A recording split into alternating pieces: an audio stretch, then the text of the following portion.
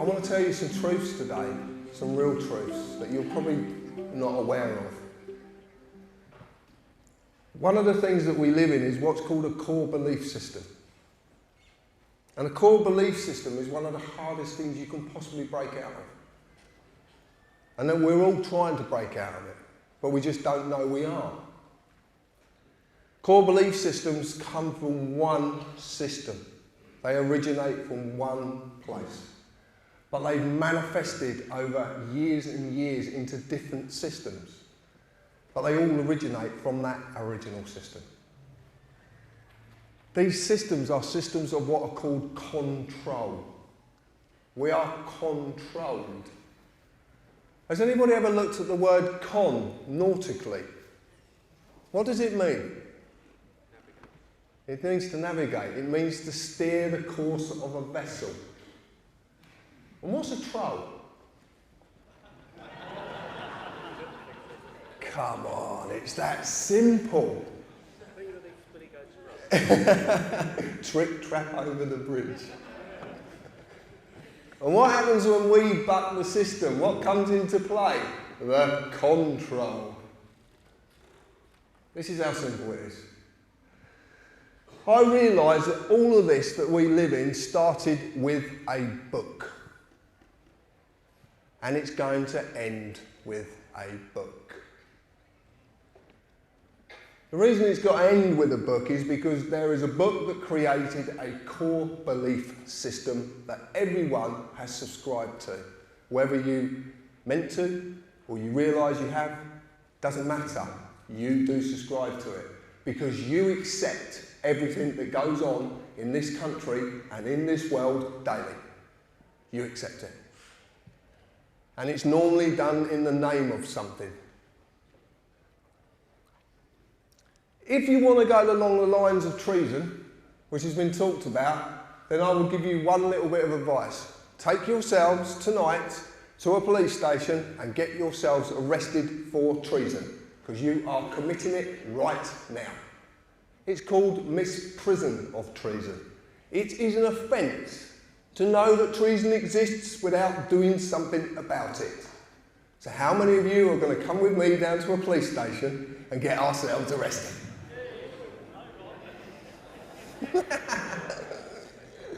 But it's true. This lady up here gave me some very, very interesting information once when I started in this. And this, I don't know if anyone's had the pleasure of speaking to Elizabeth. She was fascinating. She was like speaking to the Queen. That's how she spoke. But she had the most incredible sense of humour. I had such giggles with her. And with Elizabeth, I managed to bridge a divide because we've been split up by divides. This is what a core belief system does. It creates divides because that's how it protects itself. When you believe in something, there is a divide between you and someone else who believes different. It's natural. If I believe one thing and you believe something different, then there's a conflict. A conflict. Have you ever looked at every word that starts with con? Go and do it. Then define the words. Get a dictionary, start defining words. Look at the origins of these words. It's incredible. I can give you so many of them. So many of them. I used to talk to Elizabeth, and Elizabeth spoke very properly. Queen's English, I understand it's called. I don't know what version of English I speak. I have trouble speaking any part of it, to be quite honest with you. There's words I just cannot say. I bridged a class divide with Elizabeth. A working class man who speaks like some coming out of somewhere out of here, London, spoke to someone whose dad, I don't know if you know, was the High Court Circuit Judge, Judge Beckett. Elizabeth used to talk to me about things that Fabians, and she used to talk to me about Balliol College, and she used to talk to me about who was trained at Balliol College. Specific people, Gordon Brown, Mr. Blair, a few people out of the Conservatory, the Conservatives. The con. So when we used to talk about these things, I didn't actually know what I was listening to because I didn't understand anything. So I used to just be polite and listen. What I've done is, over the last year, is I've done a lot of talking. And when you're talking, you can't listen. And you were given 2 ears and 1 mouth for a particular reason. So you listen more than you talk. Because it's the only way you can learn, is when you listen. So I listened to what Elizabeth said, and this is over 2 years ago. And Elizabeth talked about something called the 1911 Parliament Act, and how damning this act was. Now, I couldn't get the words to this act, because it's not available on the internet, and I know why now. There's a few acts that I don't know if you know this that are not available on the internet. The 1925 Gold Standards Act, the 1922 National Insurance Act, the 1869 Bankruptcy Act and the Parliament Act. They're not available, but they're going to be next week.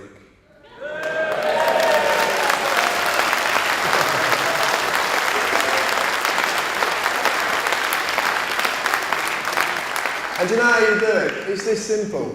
You ring up Parliament, Parliamentary Archives, and you ask them for copies. And they photocopy it off the statute roll and send it to you. That's how simple it is. See, everything has a simple answer. Everything. Now, I'm going to do this because Roger asked me, because I wasn't actually going to talk here today. I rang you up to politely decline, didn't I? He did actually, yeah. You're such a bully. But I want to talk about the 1911 Parliament Act. I want to show you something that happened that you're not aware of. Because I want to show you the actual reason, really, why we have this thing called a constitution. Okay? That is not actually here to benefit you in any shape, form or fashion. It's a device of manipulation and corruption. It's been systematically arranged over 700 and odd years to achieve something that could not be done, and that was the oppression of the people of this island. Because the people behind this fear us to such an extent they daren't come out rightly and tell you that you are serfs to them, because they fear you. Because we possess something on this island that's not possessed anywhere else in the world, as far as I can see it. The people of this island possess an ability to actually allow themselves to enter into voluntary servitude in the service of their own people. All of you in this room, if you are entering onto this path of lawful rebellion, are about to do that. You are now entering into voluntary servitude to serve your people. And the reason you... Oh, look, pigeon. There's another one up there. And the reason you're doing this is because this country does not need representatives. It does not need rulers. It needs servants. That's all it is. And if you are asked to contribute to any of the services that you as a people require, then you should have complete transparency and full accountability on where that contribution's gone. Why do we have the corridors of secrets? Why is everything kept in the shadows, masked in corruption? And every walk of government are the abysses where this corruption spews. Every walk of it. I can give you evidence that there are councils out there that had multiple CCJs, county court judgments against them. I can prove they all have company numbers. I can prove they have directors and they are doing business. But I don't want to do that to you. I want to ask you one simple question. If I can provide this evidence, this proves something. It proves irresponsibility. So if these people are so irresponsible with your money, why the bloody hell are you still paying them? But you're only paying them because you fear. And what do you fear?